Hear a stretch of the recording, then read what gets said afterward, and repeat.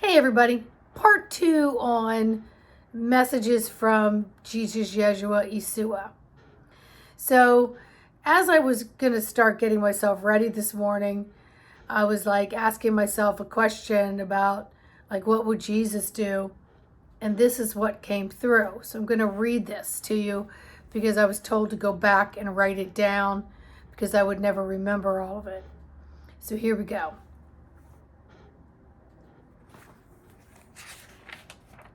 Let me at least turn the page to where I started.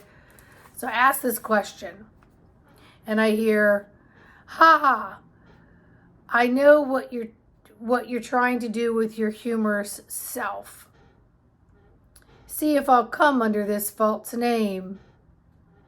Yes, I'll come because what I'm called isn't important, as I have told you before. Anyone who calls me, they want the essence of me. But the essence of me that is not part of the story.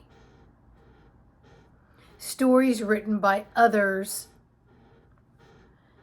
Did I write as I traveled? No. No one had pen and paper or scribed at that time. As I worked, and as we worked, because we all were working together as a unit, I never viewed one more powerful or important or prominent than the other. We were a traveling ministry, so to speak.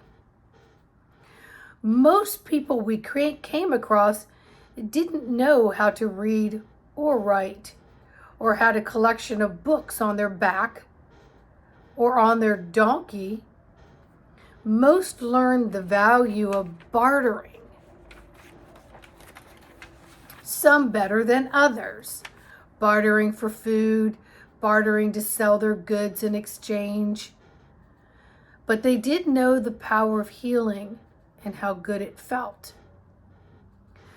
But many would not stray from their family groups, neighbors, flocks to receive it or listen.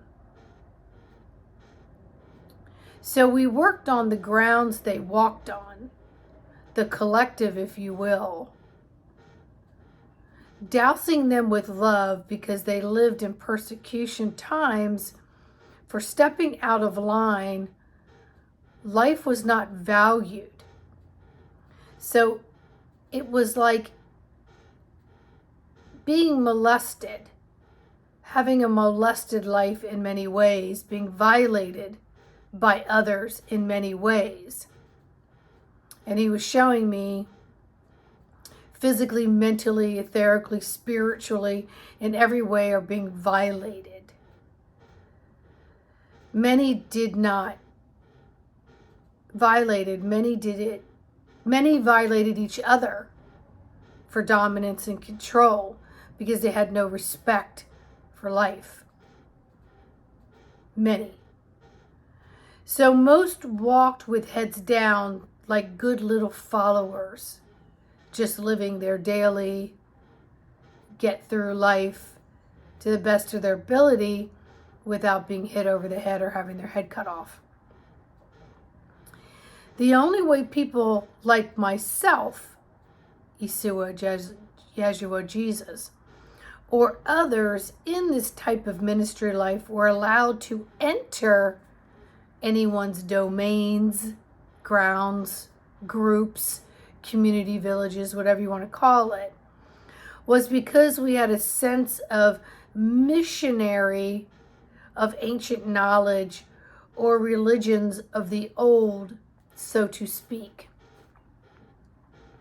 We were tolerated because it kept people thinking their beliefs were somehow still alive in the old ways, giving them glimmers of hope, in turn helping them cope with their enslavement to the dictators who held the collars tight. Less people caused trouble or rose up against those who worked for these kingdoms of power.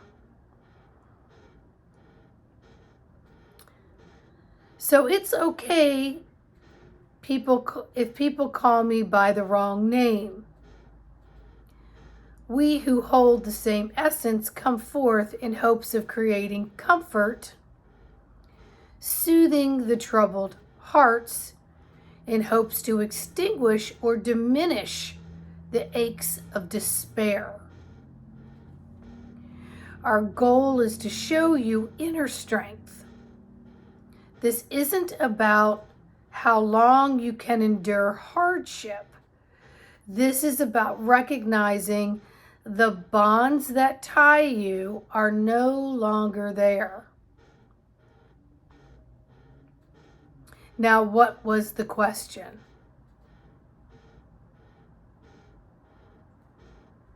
And I literally, absolutely, dumbfoundedly could not remember the question that started the messaging answer. I absolutely, to this moment, cannot remember the question that started this flow of messaging.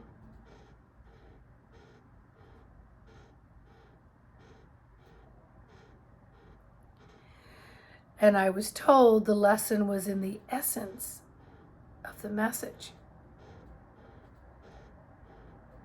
That no matter what the question was, whether it was direct or indirect, that Yeshua, Jesus, and all of the essence of all the ascended masters and all of those who were not even named as ascended masters, that all carry the divine essence, are always around you to show you there are no chains that bind you. They are only man-made control constructs that you adopt as being caged and fenced in, that you think allows you freedom.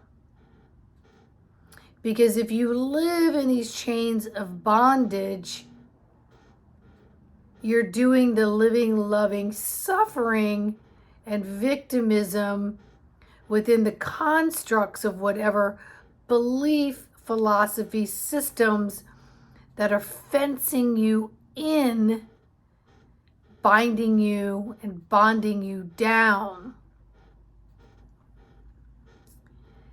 and calling upon the essence, not the stories that were created to place someone on a pedestal and falsify their original source light, to falsify their original source light through these man-made constructs and stories, blur the essence of who their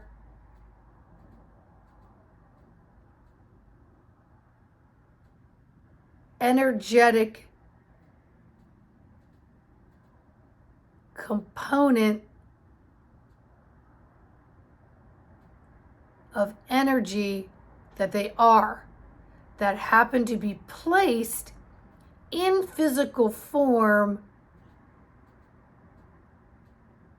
on a mission to live a life as a human and to bring this essence forward.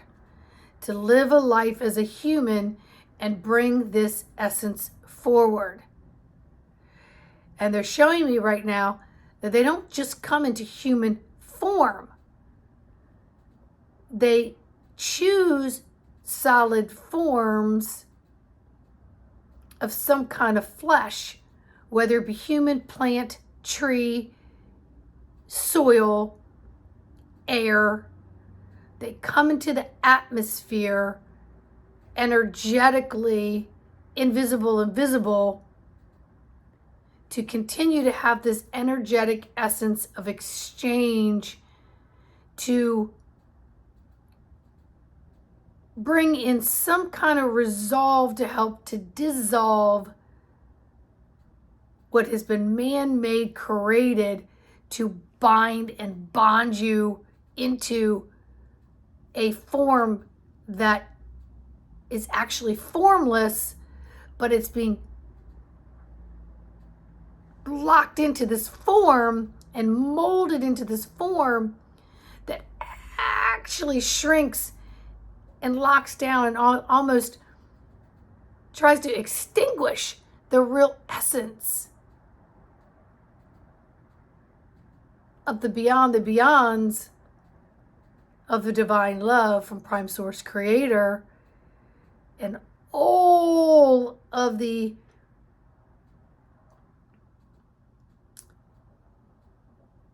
souls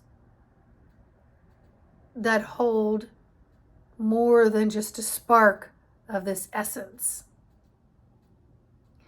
And that we think that when we're here in this physical form, that we don't deserve what's there because we've adopted the linear DNA of I must suffer in order to succeed. I must postulate on my hands and knees in reverence to this essence that we already are. You already are this essence, so why are you postulating to it? That you're supposed to break those chains and those bonds and those constructs that literally bring the walls so in that you almost can't even breathe. The air that is already there. It's not about deserving it. You already are the air. You already are the earth. You already are all the elements here on this planet and beyond the beyonds, but you're forgetting the beyond the beyonds because you're only looking at what's in front of you from a human perspective, as opposed to looking at things through the essence of divine loving light, illuminating within this physical body. It just happens to be a container that we're walking it all around with so that we can be in the gravitational pull, so that we're here planted on the earth. So the energy comes into us, through us, out us, without even a thought. But when you intentionally bring it through, you illuminate it even more. So we're taught that if we become anything here on earth, a plant, a tree, an animal, a human, whatever, one's more superior than the other, and it's not. Every single thing is illuminating in its container. Every single thing is illuminating in its container. Every single thing is illuminating in its container. It's what you choose to see when you look at the container. Whether it be a gem, a rock, a pebble, whether it be gathered together to make a road, whatever it is, whether it's a piece of sand so low, so microscopic you can't see it, or it's laying out on a beach, it's all illuminating. It's all in how you choose to see it. So when you take what is trying to contain the container, which is like vice grips they're showing me, like bringing the walls in, you're gasping. So it just shrinks everything in. But these invisible obstacle courses have been dissolved and are being removed constantly by the divine essence that is all around us, in us, etc. That we are all doing it by anchoring more and more into this luminous body and working from the luminous energetics versus the constrictive mind that you think rules and you think creates domination and abuse and manipulation and deceit. That is all created here. It's all created. So if you can lift up and let go of that, you're lifting the ceiling. It's an imaginary ceiling. It's actually not even there. The walls that are coming in are not there. It's like a Stockholm syndrome. Let it go. Let it go. You don't need a Faraday cage. You don't need it. Yes, you build a home to weather some of the elements to keep this protected. That's different. It's different. But when you take a book as if it's your end all be all and everything in it is what you're supposed to be, you've taken everything and shrunk it into manipulated nonsense. Manipulated nonsense.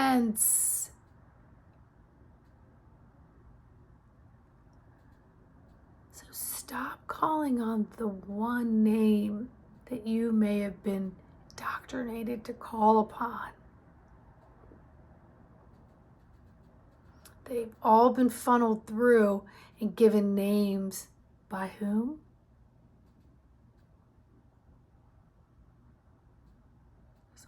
Of fuckery. Oh yes. We need to unfuckery the fuckery by simply saying, I recognize it's there. Poof. Be gone.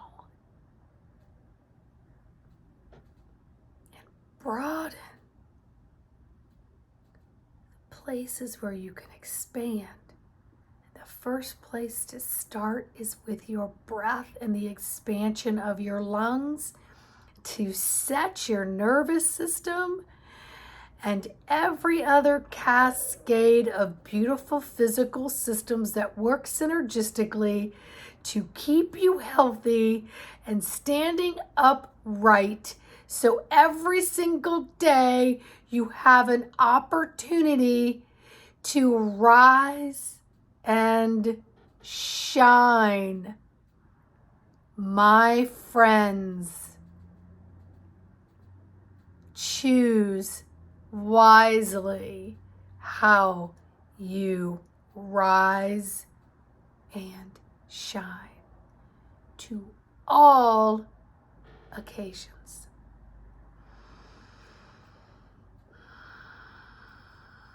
And as much as I'd like to go on, I can't get my video over 20 minutes or it's going to force me to try to edit, and I don't know how to do it yet. Please like, subscribe, and share. Leave me a comment. Share this video, and I'll see y'all on the next one.